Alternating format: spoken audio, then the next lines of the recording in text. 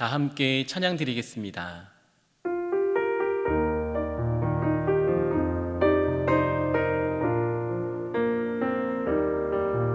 내가 누려왔던 모든 것들이, 내가 지나왔던 모든 시간이, 내가 걸어왔던 모든 순간이 당연한 것 아니라 은혜였소. 아침 해가 뜨고 저녁에 노을, 봄의 꽃향기와 가을의 열매, 변하는 계절의 모든 순간이 당연한 것 아니라 은혜였소. 내가 이 땅에 태어나 사는 것, 내가 이 땅에 태어나 사는 것, 어린아이 시절과 지금까지 숨을 쉬며 살며 꿈을 꾸는 삶,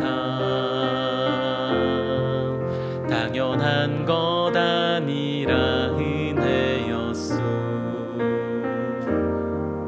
내가 하나님의 자녀로 살며 오늘 찬양하고 예배하는 삶, 복음을 전할 수 있는 축복이 당연한 것 아니라 은혜였소. 모든 것이 은혜, 은혜, 은혜, 한없는 은혜. 내 삶에 당연한 건 하나도 없었던 것을, 모든 것이 은혜, 은혜였소. 모든 것이 은혜,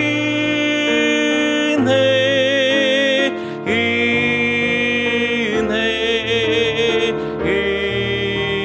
은혜, 한없는 은혜. 내 삶에 당연한 건 하나도 없었던 것을, 모든 것이 은혜, 은혜였소. 이 시간 기도 제목을 보시면서 합심하여 기도하겠습니다. 하나님, 성령 충만을 사모하는 해를 맞아 성령 충만이 우리 인생에서 만나는 모든 문제의 해답을 깨닫고 늘 성령 충만을 사모하게 하소서. 우리 모든 성도가 성령 충만 받아 내면이 변화되고 회복과 치유와 담대함을 얻어 개인과 가정이 살아나게 하옵소서. 무엇보다 우리 자신이 성령님께 온전히 맡기고 순종하며 살 때에 우리의 생각과 말과 행동에 성령 충만의 열매가 나타나게 하소서. 내 동행이 하나님의 섭리와 주권 안에서 국정을 잘 감당하게 하시고 나라와 안팎의 모든 위기를 시기롭게 극복할 수 있도록 은혜를 주옵소서.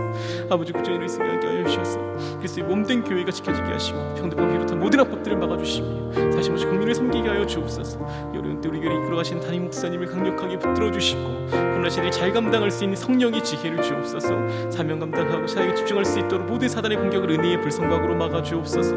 건강을 지켜주시고 가정을 성령께서 평안케 하옵소서. 인생 보호신 갑절의 영광과 모든 사건과 사람과 상관관계와 본체를 내 감당할 수 있도록 압도한 은혜를 주시고 영광을 모시셔서 진동하는 승리케 하시고 다음 세대를 세우는 이가 복음 통일과 설교 성기를 사용될 수 있도록 준도와 주옵소서.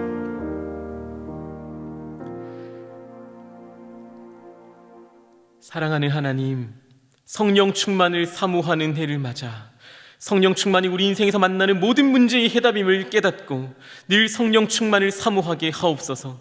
또한 모든 성도가 성령 충만받아 내면이 변화되고 회복과 치유와 담대함을 얻어 개인과 가정이 살아나게 하옵소서.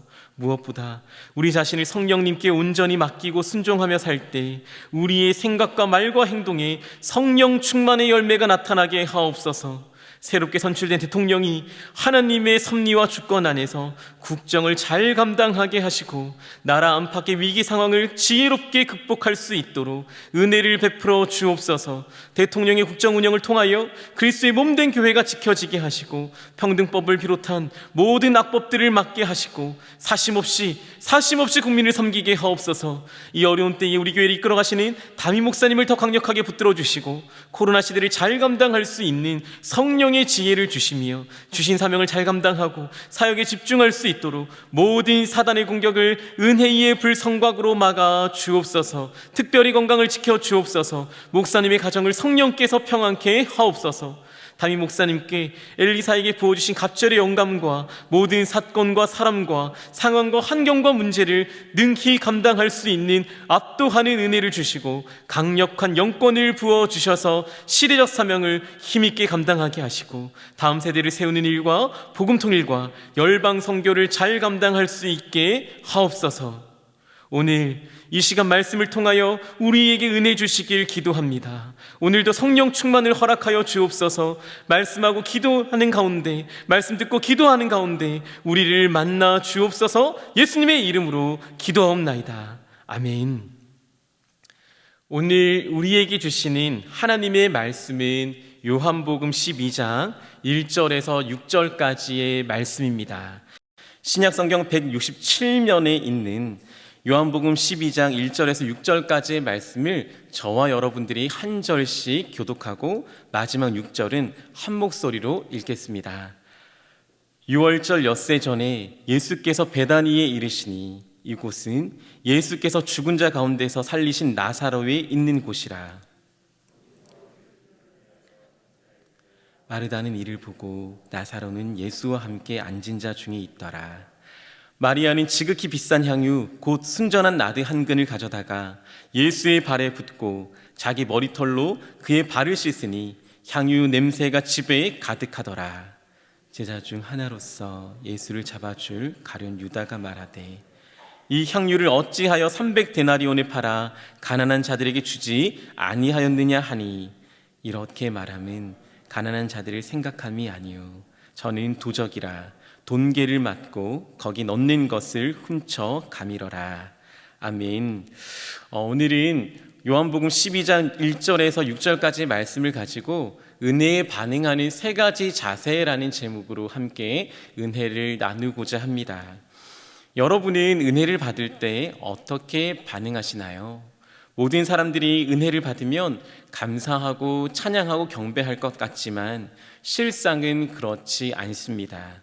은혜를 받은 이들은 저마다 다른 반응과 양상을 보입니다. 요한복음 11장에서 예수님은 사람들의 부탁을 받고 이미 죽은 지 나흘이나 되었던 나사로를 살리셨습니다. 죽어서 썩는 냄새까지 났던 썩어가던 시체를 살리는 기적을 베풀어 주셨습니다. 이보다 더 큰 기적이 어디에 있었겠습니까? 병은 나을 수 있지만 썩은 시체는 나을 수 없는 것이죠. 그런데 썩은 시체를 살려주셨습니다. 이 기적과 은혜를 경험했던 사람들은 11장과 12장에서 세 가지의 반응을 보이고 있습니다. 세 부류의 사람들, 은혜를 받은 세 부류의 사람들을 여러분에게 소개합니다. 첫 번째 사람입니다. 첫 번째는 은혜를 혐오하는 사람들입니다. 은혜를 혐오한다는 말은 언뜻 이해되지 않습니다. 은혜를 사모할 것만 같지만 은혜를 혐오하는 이들이 있습니다. 요한복음 11장 46절과 53절을 보시면 이와 같은 말씀이 등장을 하고 있죠. 나사로의 사건을 보고 그 중에 어떤 자는 바리새인들에게 가서 예수의 하신 일을 고했다고 말합니다. 그리고 그날부터 저희가 예수를 죽이려고 모의하니라.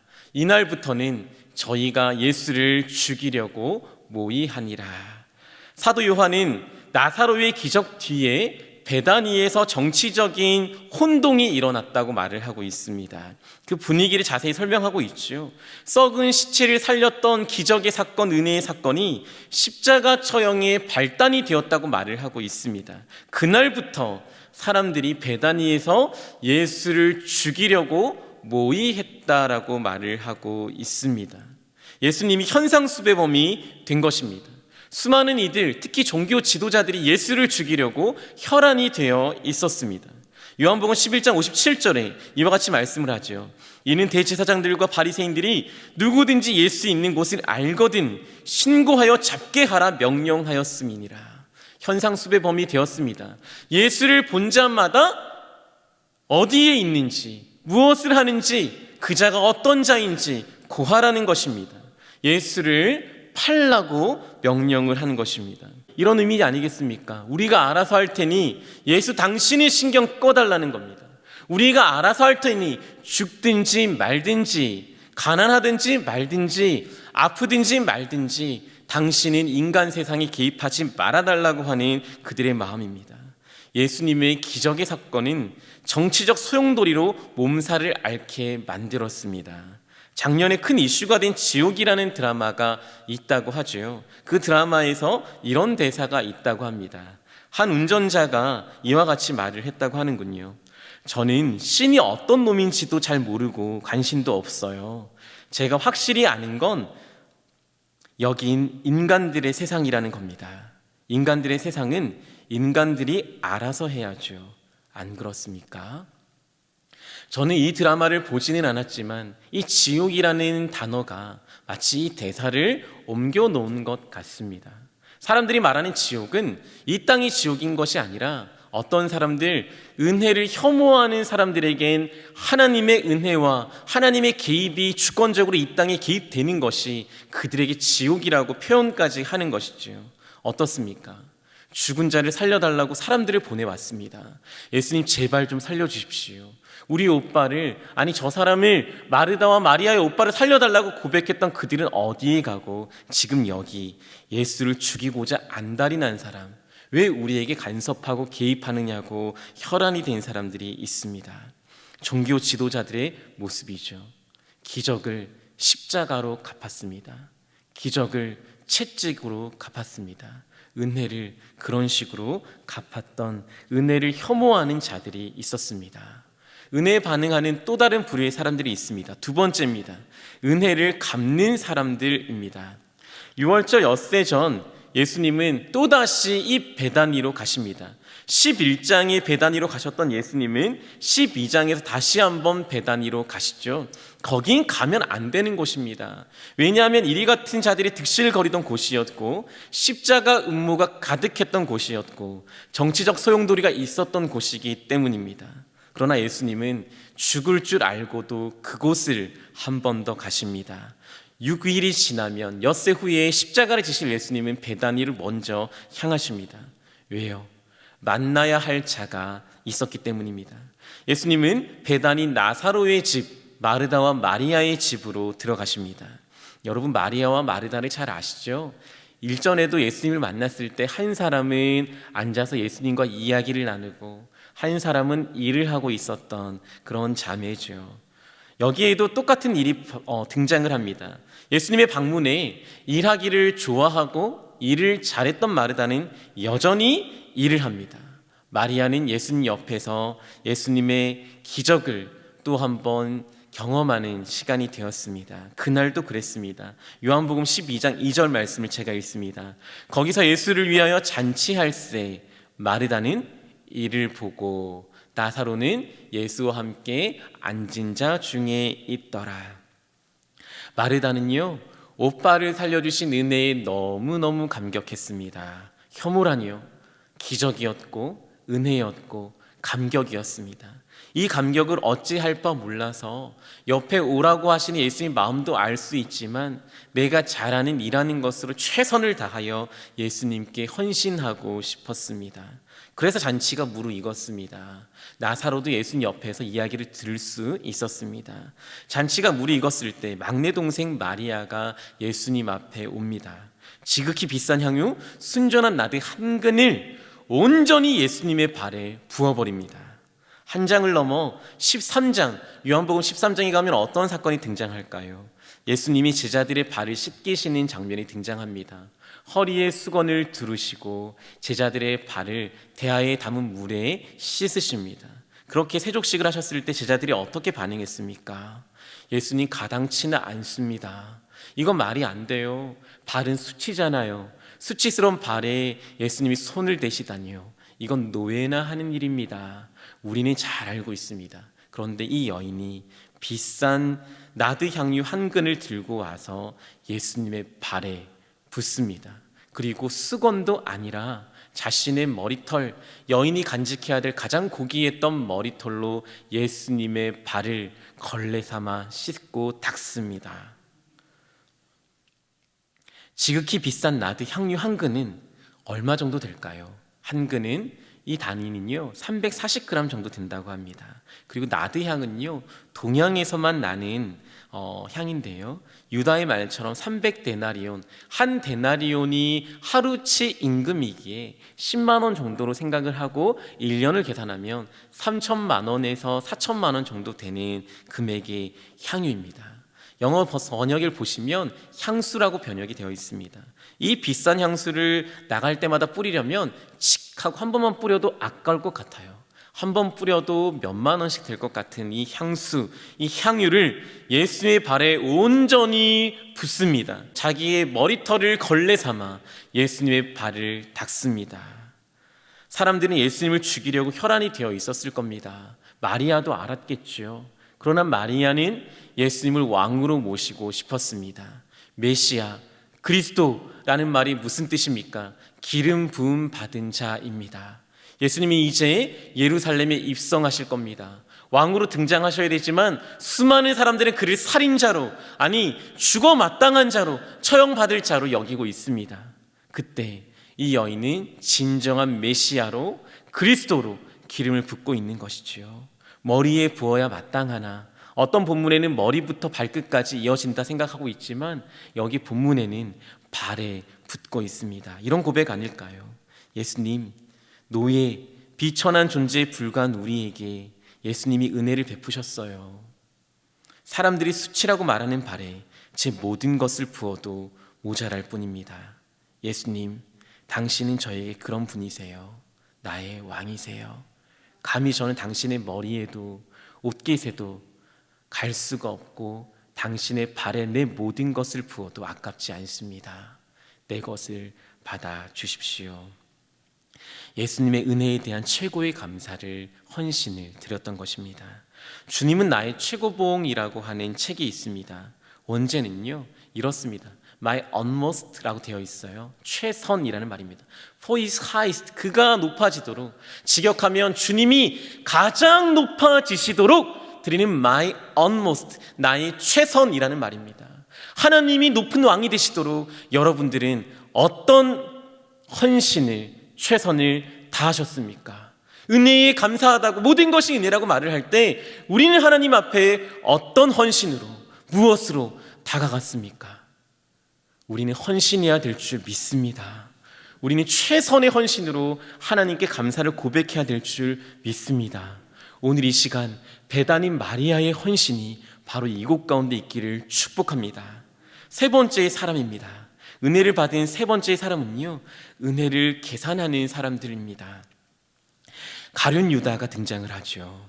가룟 유다는 예수님의 12제자 중 하나입니다. 마리아보다 더 많은 은혜를 경험했던 사람입니다. 오빠가 죽은 것을 경험했다고 해요. 유다는 모든 것을 받습니다. 예수님이 살리시는 사람들, 고치시는 사람들, 예수님이 만지시고 가르치시고 은혜 베푸시고 언제나 함께 하셨던, 먹을 것이 없는 자들에게 먹을 것을 주셨던 모든 것을 본 사람입니다. 그랬던 유다가 이 헌신을 보고 예수님의 발에 기름을 붓는 것을 보고요, 눈살을 찌푸립니다. 3천만 원, 4천만 원에 팔아서 가난한 사람들에게 나눠주는 것이 옳지 않냐는 거죠. 마치 선거 후보의 당선 공약같이 말합니다. 당선되기 위해서라면 말할 수 있지만 만약에 지키지 않을 수도 있는 그런 공약처럼 성경은 이 사람의 말을 거짓이라고 말합니다. 그럴 마음이 없는 거죠. 만약에 3천만 원이 헌금되었으면 그는 훔칠 거라고 말하는 겁니다. 요한복음 12장 6절에 이렇게 말합니다. 이렇게 말함은 가난한 자들을 생각함이 아니라는 겁니다. 저는 도적이라 돈괴를 맞고 거기 넣는 것을 훔쳐가미리라. 많은 사람들이 헌금했던 것 같습니다. 하나님, 가난한 자에게 이것 좀 써주세요. 그 돈을 유다의 주머니에 가져간 것이죠. 하나님, 못 먹는 자에게 주세요. 유다의 주머니에 흘러갔던 것이지요. 유다에겐 이 돈이 돈으로 보였습니다. 마리아의 헌신이 자기 주머니에 들어갈 계산으로 보였던 것입니다. 은혜의 현장에서 감격하여 모든 것을 헌신하는 자와 달리 은혜를 계산하며 나의 이득을 계산하는 자도 있습니다. 그의 계산기에는 결국 예수님의 은혜가 마이너스였습니다. 지금 여기 수지 타산에 맞지 않는 장면인 겁니다. 그래서 결국 그는 은 30에 예수님을 팔아 넘깁니다. 누구든지 그를 본 자는 고하라 라고 했던 정치 지도자들의 고백에 누가 응답했나요? 가룟 유다가, 가장 많은 은혜를 경험했던 그가 예수를 고발하고 은 30에 그를 팔아버립니다. 예수님의 제자 중에 은혜를 계산했던 자가 예수님을 팔아버렸던 것입니다. 코로나 앞에 무너진 이들이 얼마나 많습니까? 고작 별것 아닌 일들 가운데 무너지는 이들이 얼마나 많습니까? 예수 믿어도 별것 없던데, 과거에 예수님께 은혜 받았지만 지금 내가 조금 힘들면 예수 믿어도 별것 없어 하고 이 은혜를 계산하고 별것 아니라고 고백하는 사람들은 얼마나 많이 있을까요? 은혜를 경험한 세 부류의 사람들을 소개했습니다. 내 삶을 버려두라며 은혜를 혐오하는 사람들, 은혜를 계산하며 계산기를 두드리는 사람들 있었지요. 우리들이 살아갈 모습이 결코 아닙니다. 바라기는 우리는 두 번째 사람 마르다와 마리아처럼 내가 할 수 있는 최선의 것을 가지고 헌신하며 예수님의 은혜를 더 가치 있게 만들어 드리는 자가 되길 주님의 이름으로 축복합니다. 그때 예수님은 마리아의 일을 온 성경이 퍼지는 곳에, 예수 이름이 있는 곳에 다 전파하신 것처럼 여러분의 이야기를 하나님의 나라와 온 땅 가운데 전파해 주시기를 축복합니다. 기도의 제목을 같이 읽고 우리 함께 기도했으면 좋겠습니다. 기도의 제목을 함께 읽습니다. 사랑하는 하나님, 우리에게 베푸신 은혜에 감사드립니다. 크신 은혜에 감격하며 마르다 마리아처럼 최선의 헌신을 드리는 성도 되게 하옵소서. 함께 기도하시겠습니다. 하나님 아버지 감사합니다. 하나님, 우리가 하나님의 은혜에 감사하기 원합니다. 받은 은혜가 얼마나 많은지 우리가 불렀던 찬양처럼 모든 것이 하나님의 은혜라고 고백합니다. 그만큼 우리가 헌신할 수 있게 도와주옵소서. 모든 것이 은혜인데 이 일상이 예배드릴 수 있으면, 기도할 수 있으면, 예수 만나는 것이, 우리 가정에 건강 주신 것이, 우리 구역에 은혜 주신 것이, 우리를 만나게 하신 것이, 하나님 아버지 좋은 교회 만나게 하신 것, 우리가 함께 성도로서 생활하게 하신 것, 너무나도 많은 은혜가 있음에도 불구하고 아버지, 우리는 어떤 반응을 주님 앞에 보이고 있는지요. 마르다처럼 내가 할 수 있는 것으로 주 앞에 잔치를 준비하는 자, 내가 가진 모든 것으로 말미암아 주님 앞에 드릴 수 있는 헌신, 바로 이와 같은 모습이 우리들의 모습 될 수 있도록 주여 도와주옵소서. 예수님의 왕으로, 우리가 기름 부어 왕으로, 하나님 우리의 진정한 왕으로 모셔드리는 우리 모두가 될 수 있도록 도와주시기를 소망합니다. 우리의 헌신을 받아주옵소서. 하나님 아버지 감사합니다. 우리 힘으로 감당할 수 없는 인생의 무게를 대신 져주시고, 우리 실력으로 넘을 수 없는 인생의 장애물을 넘을 수 있도록 하늘의 한량없는 은혜를 베풀어 주심에 감사드립니다. 우리가 불렀던 찬양처럼 모든 것이 하나님의 은혜임을 고백합니다. 이 은혜를 경험하고 살면서도 때로는 내 인생, 내 것이라고 하나님의 주권적 개입을 외면할 때도 있습니다. 공짜로 주신 은혜임을 깨닫지 못하고 계산하고 내 생각대로 은혜를 재고 평가할 때도 있습니다. 우리의 부족함을 용서하여 주옵소서. 마르다와 마리아처럼 내가 할 수 있는 최선의 것으로 헌신하는 자가 되게 하옵소서. 내가 할 수 있는 가장 큰 경배를 주께 올려드리는 자가 되게 하옵소서. 예수 그리스도를 만왕의 왕으로 기름 붓는 자가 되게 도와주옵소서. 마르다와 마리아의 헌신을 받아주신 것처럼 우리가 헌신할 때 우리의 헌신도 받아 주옵소서. 예수님의 이름으로 기도하옵나이다. 아멘. 계속해서 담임 목사님과 교회, 나라와 민족과 선교사님을 위해 기도해 주시고 기도회를 마무리해 주시기를 바랍니다.